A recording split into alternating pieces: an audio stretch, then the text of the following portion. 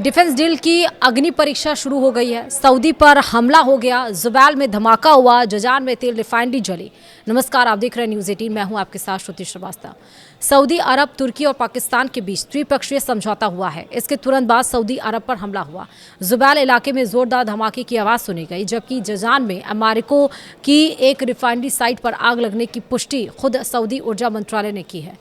इन दिनों घटनाओं के बीच कोई सीधा कनेक्शन है या नहीं, यह अभी साफ नहीं है। रिपोर्ट्स के मुताबिक जुबैल इलाके में एक तेज और शक्तिशाली धमाका सुना गया। इसके साथ ही यह दावा भी सामने आया कि जुबैल इंडस्ट्रियल सिटी की गैस फैसिलिटी को निशाना बनाया गया, जहां आग लग गई। वहीं इजरायली मीडिया चैनल 14 की रिपोर्ट के मुताबिक इस हमले के पीछे यमन के हूती विद्रोहियों का हाथ है।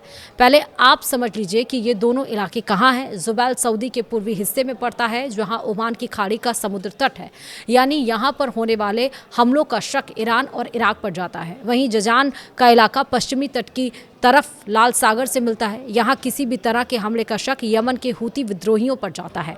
हालांकि धमाके की असली वजह क्या थी, इस पर अभी तक कोई आधिकारिक जानकारी नहीं दी गई। ना ही किसी नुकसान या हताहत को लेकर स्पष्ट जानकारी सामने आई है। दूसरी तरफ सऊदी अरब के ऊर्जा मंत्रालय की पुष्टि की गई है कि जजान में अमारको रिफाइनरी की एक फैसिलिटी में आग लगी थी।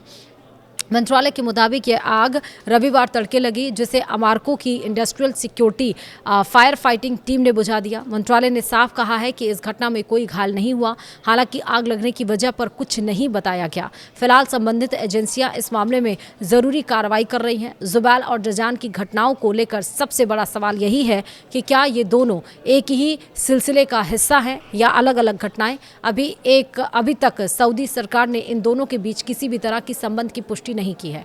इन घटनाओं के बीच त्रिपक्षीय क्षेत्रीय मीडिया में यह रिपोर्ट भी सामने आई है कि सऊदी के ऊर्जा ढांचे को निशाना बनाया गया हो सकता है। यह आशंका ऐसे समय पर सामने आई है जब पश्चिम एशिया में तनाव बढ़ा हुआ है।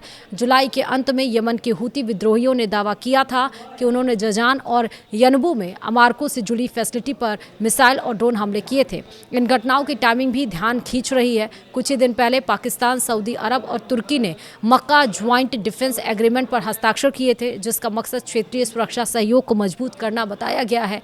ऐसे में सवाल उठ रहा है कि क्या सऊदी के ऊर्जा ठिकाने बढ़ते तनाव के बीच निशाने पर हैं या यह घटनाएं सिर्फ हादसे हैं।